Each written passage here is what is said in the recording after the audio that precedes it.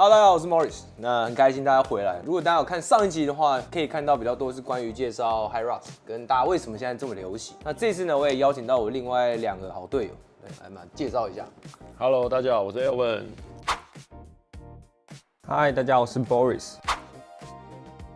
你们可以分别讲一下你们在新加坡还有香港站的感觉，还有负责什么项目？我第一场4人接力是在香港站，因为总共有8站嘛，所以我们第1站的人做第4站，15、26、37、48，然后我是做第3站跟第7站，是拉雪橇跟 Lunge。新加坡人我是负责推雪橇跟农夫走路。4人接力里面，就是其实大家都会负责到2个项目嘛，对。那我们自己擅长的策略就是让队友完整的休息啦。新加坡那个是我第一次参加4人，我一开始以为不会那么硬，1公里全开，体感就是下来就准备要抽筋那种，赶快队友恢复一下，什么肌热什么都来。你有比过第1场香港，所以你新加坡或者你的心情怎么样？第2场到新加坡的时候，你会比较知道整场比赛的节奏在做什么。以4人接力来讲，因为你只要负责2公里跟2个项目，所以它就是一个很全力输出的一个项目。我们在练双人跟4人的时候，你们自己有什么策略吗？4人的话，我们就是还是要完整的1公里跟完整的项目。但双人的话，因为我们会跟队友 share， 所以我们可能就会有策略，就是雪橇好了，我们就可能推一半，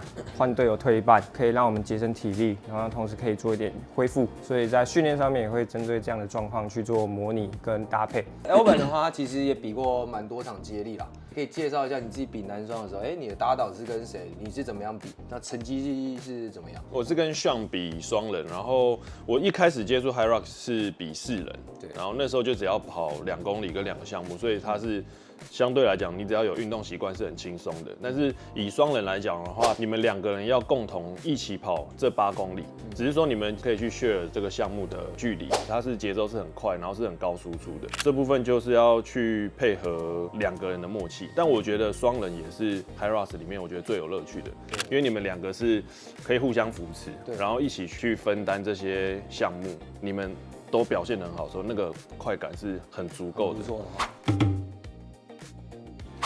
我最讨厌波比跳，因为他心率拉得最高。我自己也是，因为波比跳它会在重心低跟重心高一直转换。我自己是觉得划船跟滑雪是我的劣势因为它那个项目是你稍微的比较高，像他们2个都比较高，所以他们的行程都比较长，然后再来是他们的力量也比较大，所以他们每一次拉可能都多我几十公尺，我都觉得刚怎么都跟不上的感觉。但确实是有一些项目跟每个人的体能跟状态都不一样。像对我来讲，滑雪滑船就是我比较轻松，我可能用我的6、7成的速度，可能就会跟 Boris 是差不多。所以那时候我们在配的时候，他负责在这2个项目的距离都比我还要多。对，我可能就会吃到差不多3/5。波比跳他就会帮我多分担。波比跳浪举啊那个。对。我觉得有一个很重要，重心。跳的时候不能有往上站的感觉，那你重心一直压低，一直往前，你的那个心跳比较不会爆掉。蛮多人讨厌的前3名一定也还有要求因为它就是有数量，它就是数量嘛，它就是100颗。然后你又完成了7站的跑步跟项目，所以你其实体感上最累的一定是要求。但其实你那时候你进到第8站波已经最后1站了，其实你那个肾上腺素拉起来了，没有想象中那么恐怖。对。除非你真的要挑战100颗，那个就有压力了。连续100颗。我们现在目前 OTC 里面有完成100颗，真的就只有胜利了。他们会有一个 Rainbow 的徽章，就是你如果完成100颗，完全不停。就没了，真的是咬牙它那个乳酸耐受度要很强好，那想问在备赛时间，你们觉得最难熬的是什么？就是下雨天吧，下雨天又要出门训练，我觉得是需要去克服那个想要偷懒、想要休息，因为我们其实也都是人，对啊，你要有维持一个很强大的动力，这件事情是你要一直自己在心里去寻找。因为我是夏天的时候加入的，一开始我觉得超兴奋，因为之前都是自己备赛，加入的时候我觉得哇，大家一起训练那种很爽。当然到中后期有点会累，毕竟我们是6点训练，5点就要起床，对，那个新鲜感过了就是撞墙期。可以讨论一下，在4人的时候我们怎么选项目？4人的时候，第一个最主要是我们想要让胜利完成他那个连续100颗要求的梦想，所以我们就是让他继续专注在那个任务上面，然后我们其他3个人去分配。那因为学长毕竟他的实力还是比较突出嘛，所以我们就是希望让他可以在第一站就让我们抢到一个比较不错的一个成绩跟优势的地位，尽力去让胜理可以去保留点体力在最后那边输出，随时用自己最好的状态去面对每个项目这样。新加坡赛在备赛的时候，有一次我们在推雪橇的时候就有小吵架一下，就那时候我们在推雪橇，我们准备要折返了，但是我们那个折返点没有讲清楚，然后我们那时候就有小争执，但是其实那个争执是很快的，回归到原点，我们都有一个共同目标，就是要共同的把我们完赛的时间缩短。对一件事情有要求，就一定会有需要沟通的地方。但我觉得我们比较好的是，我们都会有一个感性时间。我记得有一次在比赛完之后，学长他就说他觉得很抱歉，是不是那一次吵架的时候说太直？因为第一次我那时候没有在练跑步，都只有在做重训，所以那时候我觉得我项目做的都还不错，速度蛮快，但是就是差跑步。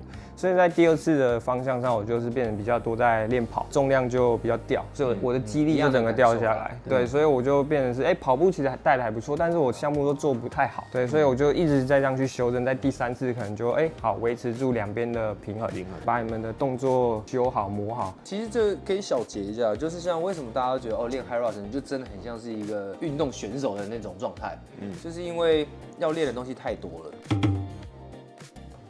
我觉得北京的印象蛮深刻的，因为他们那边的资讯你很难看到，因为他们可能都有自己的平台，对，所以去到那边的时候是一个未知。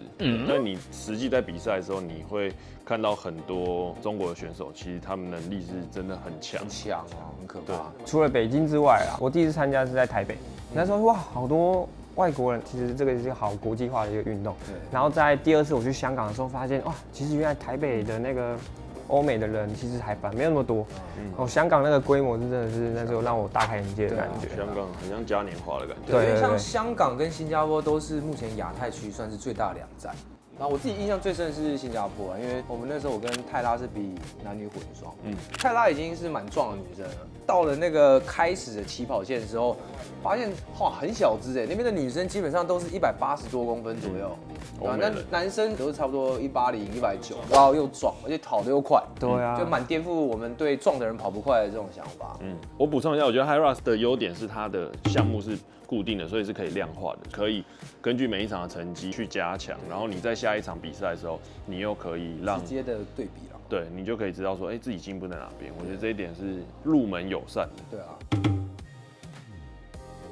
精神会比较好，因为我以前很少做心肺，我就只做肌力。我发现说下午的时候比较容易昏沉，可是我开始跑步之后，我觉得那个整天的电量比较饱满，比较足够。因为你要练 High Rocks 这个运动，它是一个很高强度、高能量输出的运动，所以你的训练量是消耗是很大的。那相对的，虽然累，可是你的身材是很好去维持。对，我觉得这一点也很棒。对我来讲的话，就是我觉得练 High Rocks， 即便没有比赛，像他训练的项目多嘛，所以其实你很全方位在你的运动表现上会有提升。举例来说，我还是打篮球，但我觉得我在核心的对抗上，我出手上其实也变得比较好。体态上，因为我们有做有氧嘛，所以其实你说也不会到太大只，影响到我的肌肉跟关节活动度。High Rocks 的体态跟运动表现就会是很平均的，就慢慢往上点的感觉，比较灵活一点。因为它都兼具啦。之前有看过影片，他就是分享说，在韩国他们那时候有说有3个人的体型，然后一个是健美的，一个是 High Rocks， 一个是跑者选手，他们就有去试调说，你们觉得现在哪一种运动的体型比较受欢迎？大家比较喜欢、接受度比较高的就是 High Rocks 选手，不会太壮。对，但其实问题也是因为那个 High Rocks 选手比较帅。哎呀，对，我记得他好像找的是一个什么男团的艺人，那我们可能要再努力一下。对，所以可能不是 High Rocks 的问题啊。哦，人的问题。帅的人去比 High Rocks， 还是比了 High Rocks 变帅？